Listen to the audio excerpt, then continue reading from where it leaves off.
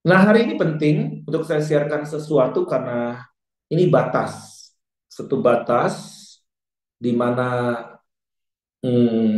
mulai besok sore sampai hari Minggu sore itu adalah tahun baru Ibrani ya, tahun baru Yahudi. Kenapa Yahudi-Yahudian sih sebenarnya? Nah, enggak soal itu, tetapi kita melihat bahwa semua waktu ada di tangan Tuhan, ya. Dan kita melihat bahwa eh, penanggalan Ibrani itu begitu banyak membawa arti kepada kehidupan dan itu juga dipercayai oleh begitu banyak orang-orang Yahudi itu penanggalan-penanggalan kudus itu tuh mereka lakukan dengan tepat. Misalnya contoh ya, biasanya nih kalau ini kan tahun baru tuh Rosh Hasanah ya. Itu kalau mereka mau lakukan misalkan naik suku bunga aja di The Fed atau World Bank atau IMF melakukan kebijakan itu tidak-tidaknya direktur orang Yahudi nunggu dulu Rosh Hasanah, setelah itu jebret mereka lakukan sesuatu, wah gitu, goncang lah gitu dunia tuh kadang. Nah, saya mau share sesuatu yang penting buat setiap kita, hmm, bahwa besok sebetulnya ini adalah tahun baru Ibrani yang disebut tahun ke-5784. Oke, tahun 5784. Nah, bagi orang Yahudi, setiap angka itu pasti ada arti. Setiap nama ada arti, setiap huruf ada arti, setiap penanggalan ada arti. Jadi enggak kayak kita. Kalau kita kasih nama ada Ibu Titi, Titi apa artinya?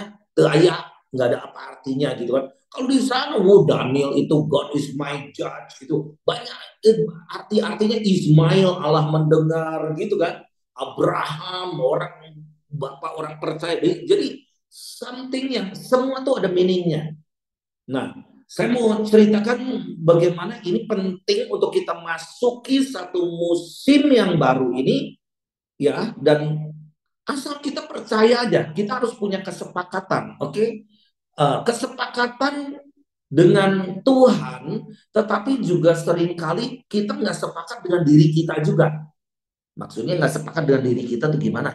Anda bisa ada di Zoom, tapi pikiran Anda melayang-layang. Dulu masalah gua gimana?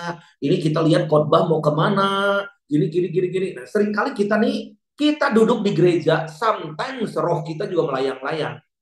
Nah, mari sepakat dengan saya malam hari ini. Saya melihat kalian tuh luar biasa. Ini kok ada orang-orang luar biasa seperti ini yang dipakai Tuhan secara dahsyat. Aku kenal banyak di antara kalian udah puluhan tahun juga ya. Nah, tetapi jangan puas sampai titik ini. Karena titik dekade ke depan, jadi kalau kalau kita lihat hitungan penanggalan Yahudi itu per dekade, oke? Okay? Nah, per 10 tahun. Nah, apa 5784? 5784 ini disebut peh atau disebut pei, nulisnya pei, peh dalet. Nah, peh dalet. Artinya apa peh dalet ini?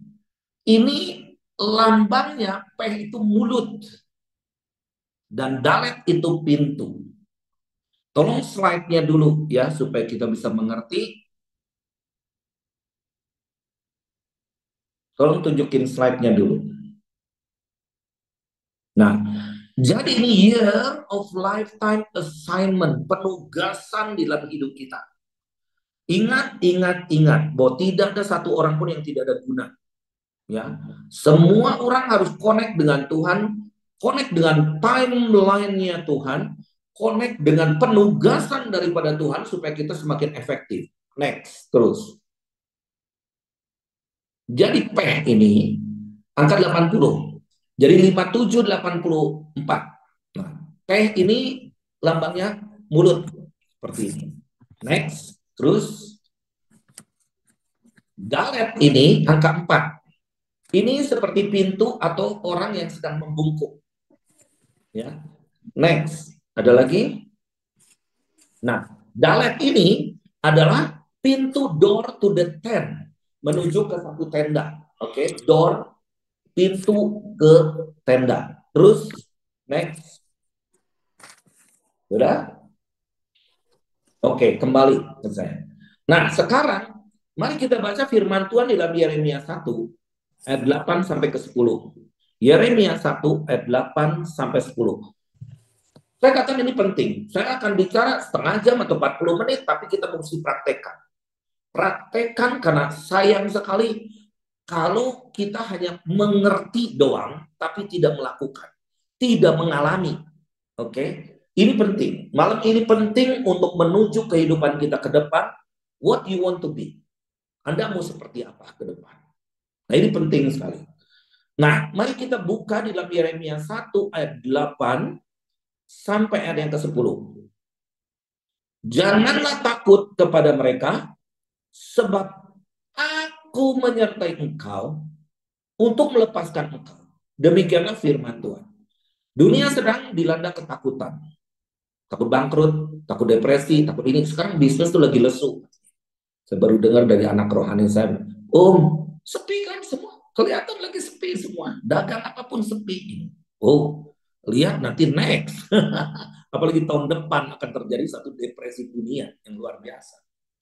Nah, firman Tuhan katakan, janganlah takut kepada mereka. Sebab aku menyertai engkau untuk melepaskan engkau, demikianlah firman Tuhan. Lalu, next. Yang pertama, don't be afraid. Tapi yang kedua, lalu Tuhan mengulurkan tangannya dan menjamah mulutku. Tuhan berfirman kepadaku, sesungguhnya aku menaruh perkataan-perkataanku ke dalam mulutmu. Saya dapat ayat ini lagi 15 Juli, waktu itu saya sakit. Saya sakit parah banget itu. Sakitnya bukan penyakitnya, sakitnya yang parah kayak mau mati. Dan waktu itu saya di pesawat Air Asia, saya bertanya Tuhan, talk to me. Lalu Tuhan ngomong kepada saya, aku sudah menaruh keputusan-keputusanku. Itu bukan perkataan. Kalau Tuhan waktu itu bicara kepada saya, aku sudah menaruh keputusan-keputusanku di dalam mulutmu. Nah, keputusan maksudnya gimana? You just decide. Whatever you decide, itu akan terjadi. Dan saya katakan, I'm healed. Anda tahu ya, kesaksian saya ya waktu itu. Langsung besoknya heal. Padahal itu perlu tindakan seharusnya. Ada batu itu di ini besar yang susah untuk keluar begitu saja. Semalam juga nggak mungkin bisa keluar begitu. Nah, jadi ada tindakan-tindakan yang menurut fakta dokter mengatakan ini harus ditindak. Dan dokter hanya memberikan pada saya painkiller, bukan obat. Tetapi aku memutuskan I'm healed and I want to be a blessing. Dan akhirnya saya booking apa tuh hotel 4 malam yang kepake cuma semalam. Kenapa? Karena saya pulang dengan sembuh dan saya jadi berkat. Baik di Penang saya jadi berkat, di Perth saya jadi berkat. Sampai orang bingung, Bapak tuh ada di Perth atau di Penang? Iya, kemarin gua di Penang. Parah sakitnya, tapi sekarang aku ada di Perth. Ujung mana Bekasi itu. Aku bisa ada di Perth dan aku bisa menjadi berkat melayani Tuhan untuk mempersiapkan WPA ini. You know, kalau kita mengandalkan uang, kita mengandalkan apa sih? Kita punya uang mau dioperasi, mau ditindak bertahun-tahun. Look at me. Kalau saya nggak berjalan dengan iman dan ketepatan waktu, saya nggak bakalan bicara seperti ini. Saya nggak bakalan sharing-sharing lagi soal WPA. Saya nggak bakalan bicara lagi soal gerakan-gerakan. Nah, jadi watch out. Perhatikan mulutmu. Meskipun engkau sedang menghadapi masalah, mau mati sekalipun, mau bangkrut sekalipun, Watch your mouth. Kayak perhatikan mulut kita. Karena Tuhan sudah menaruh perkataan. Tapi seringkali dicuri oleh setan. Tahu perkataan baik, tetapi yang keluarnya jahat. Melawan Tuhan. Ayat 10. Ketahuilah pada hari ini aku mengangkat engkau untuk bangsa-bangsa atas kerajaan-kerajaan, untuk mencabut dan merobohkan, untuk membinasakan dan meruntuhkan, untuk membangun dan menanam. Bapak Ibu sekalian, siapa Yeremia? Yeremia itu the weeping prophet, nabi cengeng, ya. Nggak dijawab, banyak nggak dijawab doanya juga ada di pembuangan bangsa Israel. Tetapi Tuhan katakan, aku sudah menaruh perkataanku di dalam mulutmu. Engkau menjadi nabi untuk bangsa-bangsa dan untuk apa tuh? Mencabut, merobohkan, untuk membinasakan dan meruntuhkan, untuk membangun dan menanam. Menanam apa? Kebaikan-kebaikan untuk suatu bangsa. Untuk membangun reruntuhan-reruntuhan di atas bangsanya. Bukan segera urusan utang piutang kita, urusan sakit encok kita, sakit stroke kita, dan lain sebagainya. Kenapa kita ini penuh dengan masalah? Weeping prophet itu dia berdoa menangis untuk bangsa meskipun dirinya menderita. Nah, jadi pedalet ini yang pertama adalah lidah itu harus punya, lidah itu punya kuasa. Tuhan akan membuka mulut kita, memperkatakan. Herannya kenapa nggak Tuhan ngomong sendiri, jeleger kayak halilintar, bertobat hai kaum Manado, gitu kan? Bandung, hei Jawa Barat, bertobat kan bisa, pakai tsunami juga bisa, gitu kan? Tetapi Tuhan kenapa memakai mulut kita, para nabi, untuk berkata-kata? Karena Tuhan kita, Tuhan yang diam di dalam kita. Nah, sekarang Tuhan memakai mulut kita untuk apa? Unlock. To unlock the nations. Tahu nggak, ketika saya waktu itu sakit, saya tanggal 15 ada di Penang, 16 dinyatakan sembuh, 17 saya ada di Perth, 18 saya ada acara, dan acara itu saya harus jadi MC, dan MC itu biasanya spontan. Dan saya katakan begini, dari Indonesia kita akan membawa api, menorah kaki diam yang ada di Indonesia ini ke Australia. Dan kita akan passing the button, menyerahkan kunci ini. Dan saya minta Pastor Niko Nyotora Harjo mewakili Indonesia memberikan kunci ini ke Australia dan diterima oleh Pastor Margaret Court. Margaret Court itu seorang hamba Tuhan yang luar biasa, pemenang Wimbledon ya,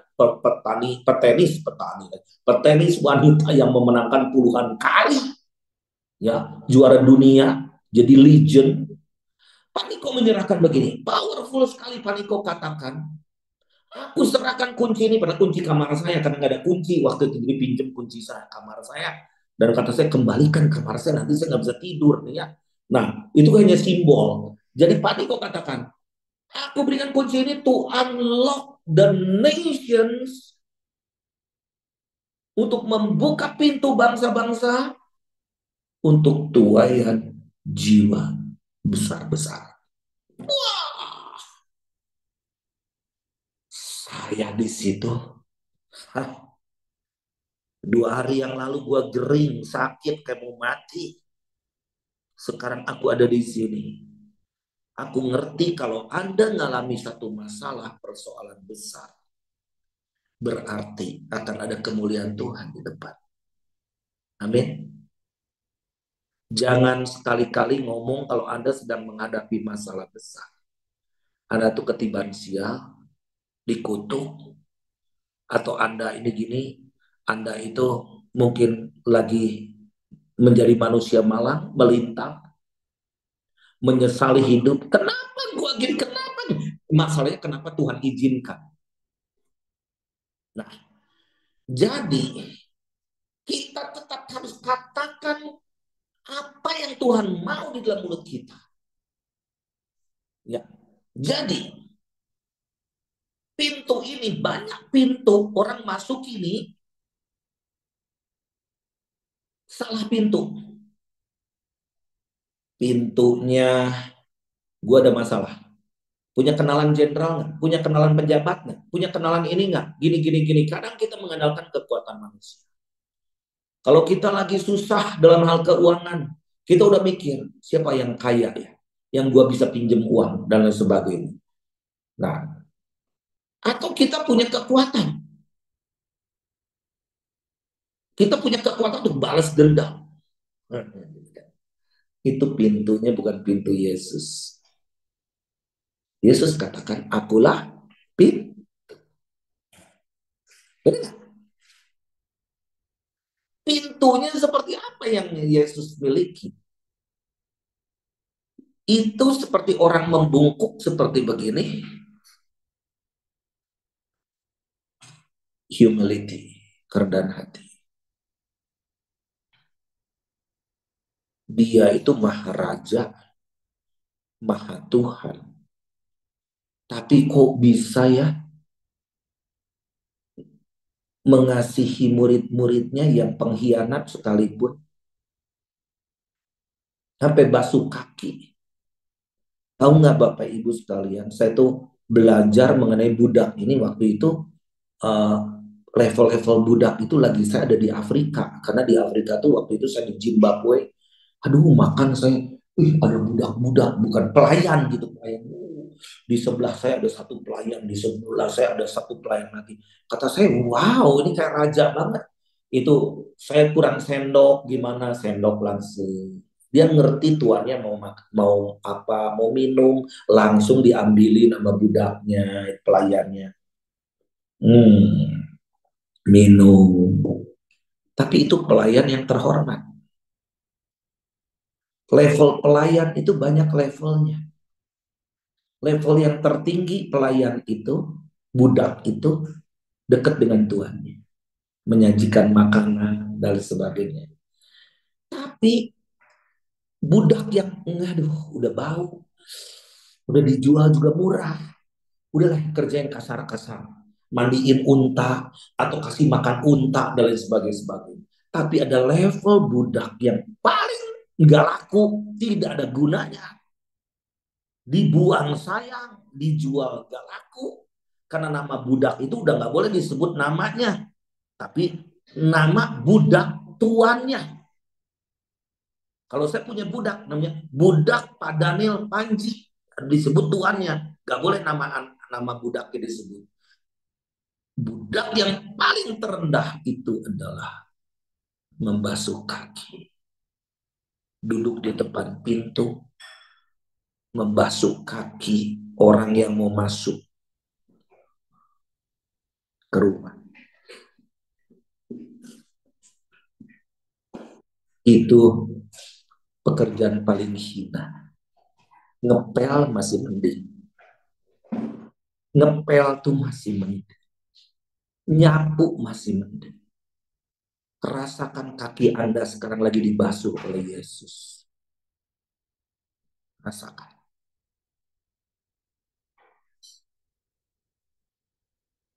Kadang saya ini jadi hamba Tuhan suka malu. Gak bisa jauh banget seperti Yesus. Kesentil sedikit marah. Ketipu dikit. Udah frustasi, putus asa. Dijahatin dikit. Udah kayak pengen bunuh aja deh. Tahu nggak? Kalau bahasa aslinya, kalau kita baca Alkitab, siapa murid yang paling dikasihi oleh Tuhan Yesus? Anda tahu jawabnya? Ada orang yang ngomong Yohanes. Ada tertulis Yohanes murid yang dikasihi. Petrus. Ternyata bahasa aslinya enggak. Murid yang paling dikasih oleh Yesus adalah Yudas. Yudas Iskariot. Oh my God. Saya malah bukannya ngelihat Yesus tuh bodoh, tapi Yesus tuh luar biasa kasih. Mungkin kita juga adalah pengkhianat-pengkhianat. Dan kita merasakan kasih Yesus dalam hidup kita. Nah, pintu. Yohanes 10 ayat 9. Yohanes 10 ayat 9.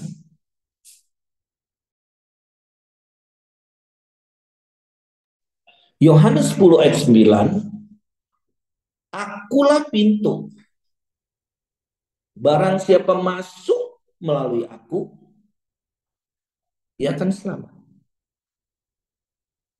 Dan ia akan masuk dan keluar dan menemukan padang rumput. Nah, saya mau tanya kepada Anda semua. Pintu itu apa? Anda lihat di rumah saya ini ada pintu. Pintu keluar masuk. Pintu untuk dekor. Untuk apa? Fungsi. Kita melihat pintu ini secara fisik doang. Itu pintu. Jadi kalau kita melihat Yesus, akulah pintu. Oh, Yesus itu seperti pintu. Gitu. Enggak. Pintu itu akses. Pintu itu dimensi. Pintu itu adalah hukum. Karena orang yang nggak masuk lewat pintu itu pencuri namanya. Yang dobrak pintu itu penjahat namanya. Jadi law, pintu itu law, hukum. Pintu itu adalah batas. Dan pintu itu adalah sebetulnya perlindungan. Banyak hal. Pintu itu adalah suatu apa tuh dunia. Dunia. Saya di dalam ruangan ini ruangan makan saya nih. Saya mau keluar ambil mobil, saya harus lewat berapa pintu? Satu, dua, tiga. Saya nggak perlu harus pakai jendela, naik ke atas. Aku harus lewat pintu. Jadi, mari hari ini kita harus mengerti bagaimana kita mempergunakan mulut kita memasuki satu akses pintu di mana kita akan mengubah hidup kita dan dengan cara gaya kita, kepemimpinan kita, dan menuntun orang memasuki pintu itu dan membawa mereka kemana gitu. Ada 4 pintu yang saya tulis, 4 pintu. Yang pertama adalah gates of the cities, pintu-pintu kota-kota. Dan ini akan berbicara mengenai governmental doors atau pintu-pintu pemerintah. Saya bersyukur ya di Bandung, besok kita akan kumpul-kumpul sama pendeta-pendeta di sini yang udah bersatu. Kata saya kompak lah, kalian kompak, intinya kompak. Banyak orang ngomong unity tapi nggak unity, nggak ada kerendahan hati gitu. Tetapi saya mulai dari 3 orang, kompak aja, lu 3 orang kompak, dan pasti lu dihargai, pasti ada blessing, pasti pemerintah juga hormat. Sekarang bayangkan di perkecamatan mereka lakukan apa di kota Bandung? Camat-camat akan kumpul dan mereka bikin bazar yang dibayar oleh sampah, dan mereka perlu, di Bandung ini lagi darurat sampah, tsunami sampah. Jadi mereka perlu gereja-gereja untuk bertindak untuk menyelesaikan masalah ini. Yang kedua, Bandung ini lagi kurang air. Jadi mereka minta bekerja sama untuk penyediaan air. Mungkin kita pikir, sampah, air.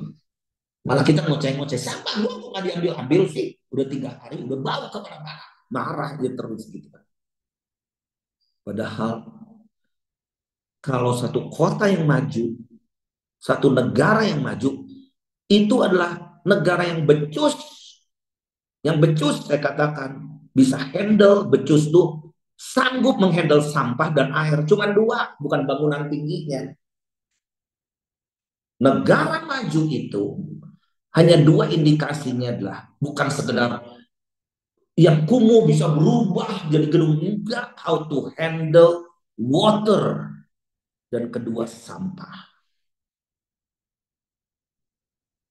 Bersiap, Anda akan masuki ini namanya the gates of the cities. Yang kedua, doors to sanctuary.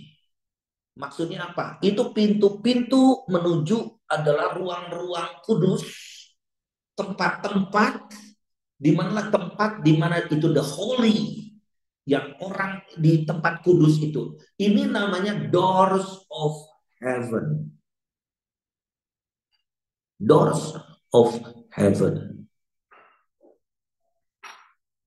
Jadi doors of heaven ini nggak cukup hanya untuk doa. Anda harus bertindak memasuki satu pintu iman di dalam Yesus. Saya merasa diberkati tadi ada kesaksian begini. Seorang bendahara panitia WPA. Hari ini tuh kita butuh 2 miliar.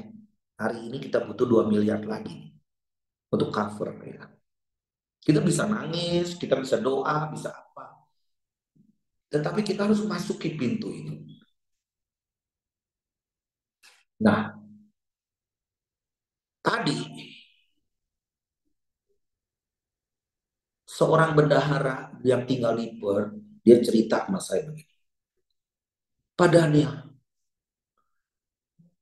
saya minggu lalu sangat stres sekali ngurusin WPA. Perlu uang banyak untuk bayar ini, bayar itu. Kami butuh 100.000 dolar. Tapi di kas cuma 30.000 dolar.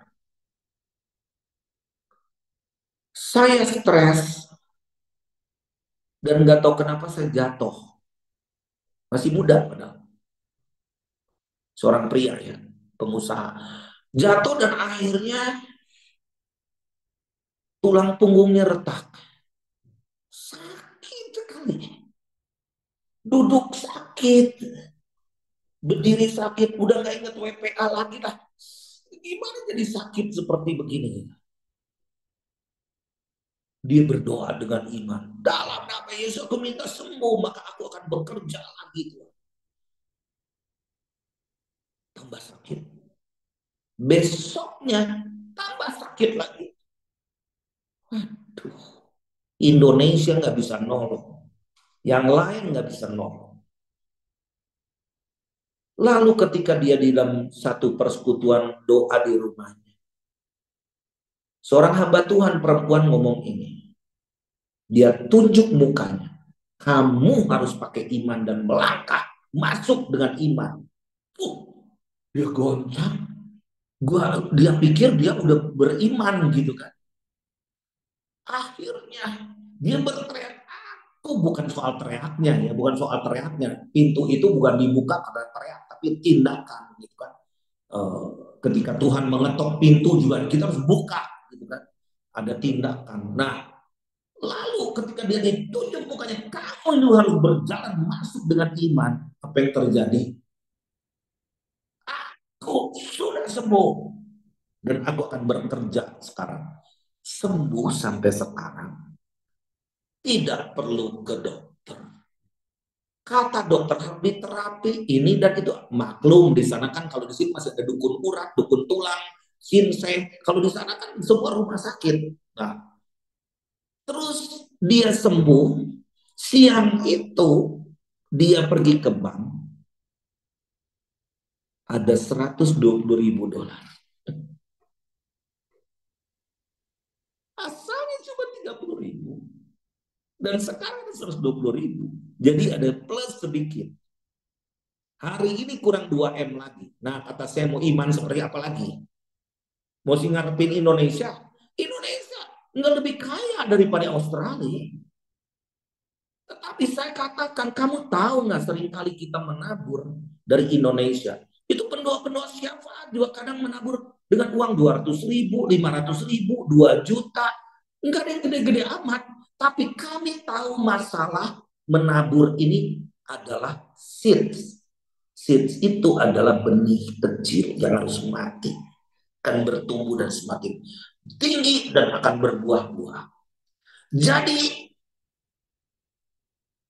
masuk melalui doors ini, doors of heaven, kita bisa melihat dunia akan bangkrut, dunia akan bergoncang, dunia akan kolaps, dunia akan stres, dunia akan depresi, dunia akan kalang kabut, tetapi heaven tidak pernah bangkrut. Amin.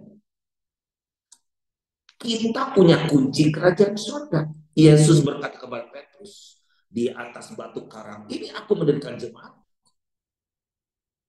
Allah mau tidak akan menguasai. Dan aku memberikan kunci kerajaan sorga kepadamu. Apa yang kau ikat di bumi terikat di sorga. Apa yang kau lepaskan di bumi terlepas di sorga. Nah, aku ngomong ini bukan teori. Karena aku lagi ngadepin masalah segunung demi segunung. Tapi nanti udah gunung dilewati, ada gunung lain lagi. Banyak orang yang pergi ke Perth, ya kapasitasnya cuma struggle di visa, diterima atau enggak, ongkos dari mana gitu. Sedangkan saya ini harus mikir banyak, pembicara gimana, hotelnya gimana, dan beberapa di antara mereka teriaknya kaku, panitia tuh sono bukan sini. Tetapi kenapa orang mencari kita? Kenapa orang nyari kita? Karena kita punya the key of the kingdom of heaven. Amin. Kalau ada orang nyari pertolongan kepada Anda dan sono lo dalam nama Yesus, kenapa ke gua juga pusing, enggak gitu. Tetapi orang melihat bahwa you have the key. Kalau gua khotbah begini jangan semua nanti datang ke aku minta tolong lagi gitu. You have your own key to unlock, untuk membuka pintu-pintu sorga. Yang ketiga adalah doors to private dwelling. Aduh, apa private dwelling itu ya? Anda punya tempat Anda untuk bersimpuh di situ, berlutut di situ di hadapan Tuhan. I'm nothing. Lord, I'm just empty. I need you so much. What you want me to do? Jadi ini adalah doors of family. Karena itu tempat rahasiamu itu ada di dalam keluarga. Dan Tuhan mau ciptakan engkau itu menjadi satu keluarga yang diberkati. Karena berkat Tuhan bukan melalui organisasi. Berkat Abraham, Ishak, Yakub. Keluarga, keturunan demi keturunan. Jangan lari ke organisasi. Karena blessing itu lagi kita didapat di mana? Lagi kita. Lagi tidur. Orang dikasihinya, diberkati. Nah, kaki Anda punya rumah tapi nggak bisa tidur terus. Dalam nama Yesus bisa tidur sekarang. Supaya terima berkat. Nah, jadi ada doors to private dwelling, di mana ada hadirat Tuhan di situ, the presence of the Father di situ, hadirat Tuhan akan di situ, dan engkau akan connect dengan Dia. Yang ketiga, ada ayat keempat, doors of the temple treasury. Itu maksudnya apa? Pintu memasuki satu tempat kekayaan ada di situ. Doors of finance. Tuhan nggak butuh uang, tetapi wealth itu perlu. Kenapa Tuhan selalu bicara melipat gandakan mina-mina? Kamu akan menguasai kota-kota. Iya ya, kalau nggak bisa bayar bis, ngapain kita bisa keluar kota? Bayar tiket kereta aja kagak bisa. Gimana mau ke kota-kota, bukan? Nah, aku tuh percaya karena aku orang jaringan, aku selalu pergi ke kota-kota. Kalau udah ya kita ini udah rasanya udah empat di situ tuh nggak ada ilmu lagi dong. Itu biasanya maaf ya, kadang istri saya ngusir, ngusir Pak. Saatnya pergi deh Pak. Korbannya itu terus, kan nggak ada ilmu lagi gitu. Kan nggak ada hal yang baru. Jadi ini ngusir bagus gitu, ngusir bagus gitu. Kalau enggak, saya ini orangnya aktif juga di rumah. Saya bisa geser nih sofa dari sini keluar, dari luar bisa ke dalam nih, dalam ke di bawah ke atasin. Saya bongkar atap, bongkar ini, bongkar dulu sampai pusing. Udah Pak, saatnya mesti keluar dulu. Nah, kenapa? Karena kita ini akan menerima berkat bangsa itu di kota-kota. I know that you are facing a problem. I know, God knows that you are facing a problem. Tetapi Tuhan tidak mengikat engkau untuk menjadi patung lilin. Tuhan tahu kita punya masalah besar. Tapi Tuhan juga nggak mau kalian jadi patung batu di situ. Tidak ada guna. Tuhan mau bahwa kita ini berkarya. Tuhan mau bahwa kita tetap produktif. Meskipun pohon sering kali itu disakiti begitu supaya berbuah lebih banyak. Nah, Bapak Ibu sekalian, Yohanes 10 ayat 10.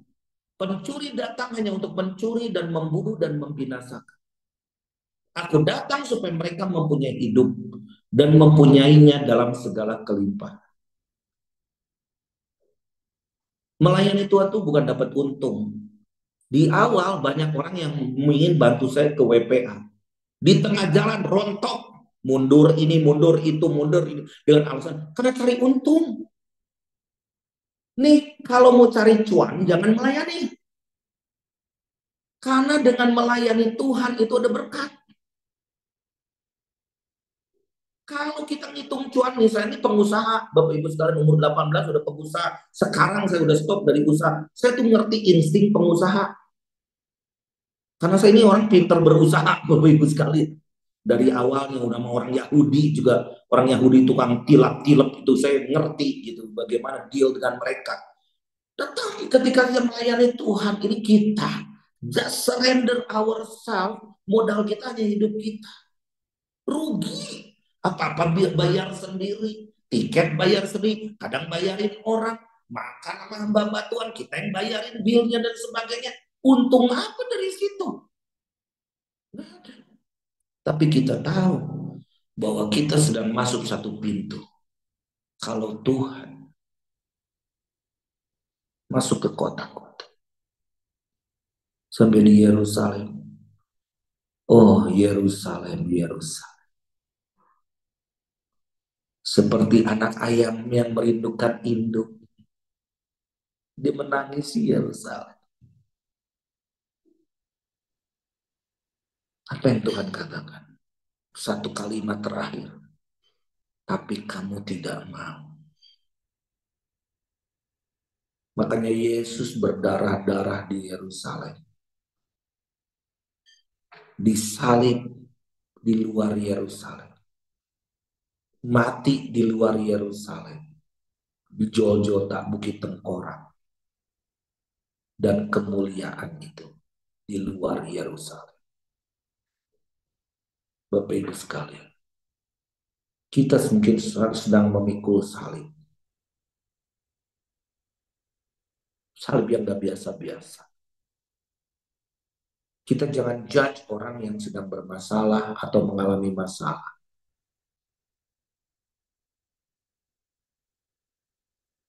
Saya kadang menolong saudara tanpa harus orang saudara itu baik sama saya baru saya tolong. Istri saya tahu tuh dia aku bantu orang yang harus keluar dari rumah sakit harus dioperasi karena harus BPJS harus menunggu 6 bulan kata saya waduh keburu mati juga kalau nggak ditolong. Udah, just do it. Dan apakah saya kekurangan? Tidak. Apakah saya bisa reimburse yang gini sama orang organisasi? Tidak. Aku hanya melihat kemuliaan demi kemuliaan. Setiap orang yang saya tolong, saya doakan, saya tumpangi tangan kepalanya, saya terima Yesus ya. Panggil nama Yesus. Terima Yesus di tempat baringannya. Akhirnya dia pulang sehat. Percaya Yesus. We will see the glory. Kita membungkuk dan kerendahan hati untuk mengosongkan diri masuk ke pintu ini. Aku tahu. Ini misal contoh mengadakan WPA ini, aduh rugi besar. Pusingnya minta ampun. Menguras tenaga. Apa yang perlu dijual lagi? Misalkan gitu deh ceritanya. Pertaruhkannya seperti itu, Pak. We will see the glory. Apakah lagi WPA 10-11 tahun yang lalu saya bangkrut? Hah? Saya ngomong ke panitia di sana. 1 minggu sebelum WPA kita nih bleeding. Sampai saya nggak tahu harus berdoa bagaimana. Masih mesti bayar stadion. Saya harus bayar berapa miliar lagi nggak ada duit. Mau minta malu. Siapa yang mau pengusaha mau drop uang begitu. Tetapi ketika saya katakan saya mau menyerahkan hidupku sebagai korban. Dan biarlah the glory itu punyamu. Tahu nggak? Di akhirnya itu ada kelebihan. Banyak kelebihan. Banyak sekali kelebihannya. Berapa miliar. Kata saya jangan kita pegang. Itu jadi ribut kalau organisasi. Bagikan semua. Kita ambil sedikit untuk my home. Ambil sedikit untuk JDN. Saya waktu itu masih di JDN. Bagikan sampai ke aras-aras. Katolik, Advent, balak keselamatan kita bagi. Sampai mereka bingung, kan? Ini cek untuk apa? Untuk kalian aja. Dibagi. Kita become zero, oke? Ini bukan saya nyombongin karena saya jongkok di atas genteng ya, nyombongin kerendahan hati, bukan, kesaksian. Kalau sekarang masalahnya di mana? Apakah kita perlu koreksi diri? Kita kosongkan diri kita, atau kita seperti monyet mau pisang ada di batok kelapa, terus dia pegang pisangnya, lepasin dulu pisangnya. Kalau nggak kita jadi terjerat. Mari, kelimpahan itu kan datang pada kita. Jangan khawatir, hidup kita ada di tangan Tuhan. Coba kita baca ayat terakhir, Wahyu 3 ayat 7 dan 8. Wahyu 3 ayat 7 dan 8. Dan tuliskanlah kepada malaikat jemaat di Philadelphia, inilah firman dari yang kudus, yang benar, yang memegang kunci Daud. Apabila ia membuka, tidak ada yang dapat menutup. Apabila ia menutup, tidak ada yang dapat membuka. Kalau waktunya Anda dapat blessing, siapa yang bisa nahan sih? Nggak ada yang bisa gagalin rencananya. Aku tahu segala pekerjaanmu, lihatlah aku telah membuka pintu bagimu yang tidak dapat ditutup oleh seorang pun. Aku tahu bahwa kekuatanmu, I know that you are weak. You are not strong enough. Aku tahu bahwa kekuatanmu tidak seberapa. Namun engkau menuruti firmanku. Dan engkau tidak menyangkal namaku. Dekade ke depan. Nggak mudah. Tapi dekade ke depan. Ini the most glorious moment in your lifetime ever. Aduh, artinya gini. Dekade ke depan nggak mudah. Tetapi dekade ke depan adalah dekade momentum Anda akan dipenuhi kemuliaan Tuhan yang gak pernah Anda alami sebelumnya. Percaya. Firman Tuhan hanya kata, namun engkau menuruti firmanku dan engkau tidak menyangkal Namaku. Nah, aku tahu bahwa kekuatanmu tidak seberapa. Siapa di antara kita yang by our power, kita pakai kekuatan kita sendiri? Tahu nggak ketika kita di Bethlehem ada pintu, namanya pintu lubang jarum. Itu ternyata pintu pendek. Dan ketika masuk ke gereja itu di Nativity, tempat kelahiran Yesus, ternyata itu adalah kita nih harus ngebungkuk dan masuk ke gereja itu. Waduh, ternyata gerejanya gede banget di dalam. Dan itu gereja udah berapa 1.000 tahun lebih kan? I don't know ya. Pokoknya udah berabad-abad 1.000 tahun lebih dan itu. Makanya Yesus katakan sangat suka orang kaya untuk masuk ke lubang jarum. Kenapa? Karena seringkali dia berpikir pakai otak dia, pakai kekuatan dia. Aku punya hak, jangan nuntut hak. Jangan nuntut hak. Kita hanya mengosongkan diri, merendahkan diri di depan Tuhan. Taat, meskipun ini impossible, gak mungkin aku bisa beginilah. Tahu nggak? Seringkali orang dilanda ketakutan itu enggak rasional. Istri saya nggak bisa berenang, sampai sekarang nggak bisa berenang, aneh gitu kan. Satu saat dia berenang di apa hmm, waterboom lah. Coba pakai bannya lepas. Jadi dia kelelep kelelep kelelep. Panik. Sampai ada bule yang nolongin dia di Bali. Ini suami kemana aja nih, malah bule yang nolongin ya. Mau ditolong bule lebih enak kan gitu. Terus si bulenya stand. Yuk berdiri, berdiri, jangan panik. Ternyata berdiri cuma sepinggang, nenek. Aduh, gimana sih? Yuk ketika berdiri itu cuma sepinggang. Ketika kita berenang di lautan, saya pernah berenang, ngeri mendadak ada ombak yang besar sekali. Jangan lihat ombak itu. Kita berenang terus, lihat tujuan di sana. Ada gunung kecil di sana. Semakin dekat, semakin dekat, semakin dekat. Akhirnya aku bisa mencapai satu daratan. Ombak itu akan membuat kita panik. Ombak itu akan membuat kita cemas. Ombak itu akan membuat kita frustasi. Kalau kau lihat anak-anakmu, jangan lihat anak-anakmu jadi beban. Kau lihat ini the glory, more glory, more glory. Ya, kiranya Tuhan memberkati kita semua. Doa secara khusus untuk Papua juga di mana hari ini masih diselenggarakan ya Tuhan konferensi doa regional se-Papua di dalam nama Yesus. Kira berkat Tuhan mengalir atas mereka dan Tuhan kami mohon ada gerakan doa yang hebat di Papua. Juga minggu depan kami tim LDMT dan MyHome akan bergerak ke Kaimana. Tuhan pakai kami supaya kami akan melihat bahwa anak-anak akan dipulihkan, para orang tua dipulihkan, gereja-gereja akan bangkit dan bersinar. Juga pemerintah yang baru ini akan menjadi pemerintah yang benar-benar cinta akan Tuhan.